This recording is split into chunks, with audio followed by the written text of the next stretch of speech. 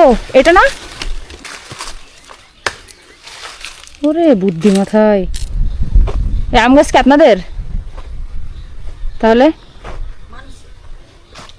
মানুষের? হ্যাঁ, আমার কিছু না। একটা আম চুরি করলে কি আমার পাপ হবে? না কোহাতে চুরি করলে তো পাপ হবে, পড়ে তো থাকছে। তা একটা আম চুরি করলে কিছু হবে না, গুনাহ হবে নাকি? এলাম কি করবেন? একটা আম চুরি করতে চাই, খাবো। এলাম খাওয়া যাবে না। কেন? ফজলি আম খাইতে হবে। ও তা কই দেখেন তো, ফজলি গাছ আমার দেখান, আমি কি চিনি নাকি? কেন ফজলি আম মিষ্টি? হ্যাঁ, এটা আম এখন টক। আচ্ছা, এটা আম আরো খেতে পারা যাবে না। কোনটা ফজলি আম? তো ভালো আমও চেনুন। বাড়ি করবো যশোর? যদি পাওয়া যায় নামও চেপে কি চুরি করে খাওয়াটা কি এমন দরকার? তাই একটা চুরি না করতে পারলে তাহলে হলো কি করলাম তাহলে এসে? না পাইলে খাইতে হবে, জি লালাইলে এটা কালা টনি। ওই যে মসজিদের সামনে দাঁড়ায় মাপ চাই নিবানে আল্লাহর কাছে, আল্লাহ আম চুরি করেছি মাফ করে দিও। ছেলে মেয়ে কয়টা? আমার ছেলে মেয়ে, আমার দুটো ছেলে মেয়ে, একটা হচ্ছে আমার আব্বা আর একটা হচ্ছে আমার মা, বুঝছেন? মা আব্বা আছে? হ্যাঁ, তা আমি তো এখনো বিয়ে করিনি, এই জন্য আপাতত আমার দুইটা ছেলে মেয়ে, একটা আমার আব্বার একটা আমার মা। ঠিকই আছে। ঠিক আছে না?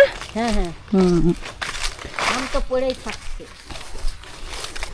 এই যান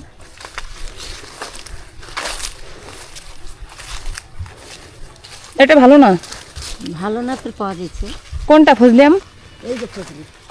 ও মিষ্টি, হ্যাঁ কাঁচাটাই মিষ্টি। হ্যাঁ, তা আপনি আম গাছ চেনলেন কি করে? এটা তো আপনার আম গাছ না।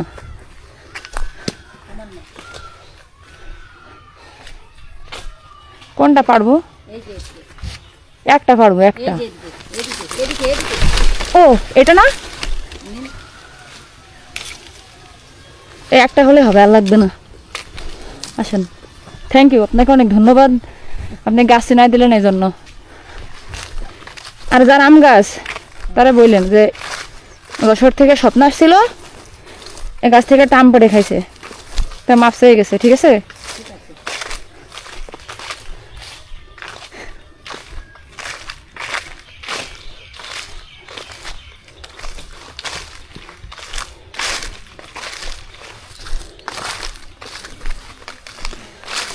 মানে এটা ফাটাবো কিভাবে?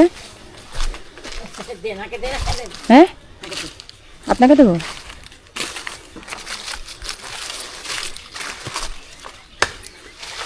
ওরে বুদ্ধি মাথায়, বাহ দারুণ তো, এইভাবে ভাঙতে হয়, জানতাম না তো। এমনি খাওয়া যাবে কি? এরকম করে খাবো, লবণ দিতে হবে? লবণ টবণ লাগবেন না।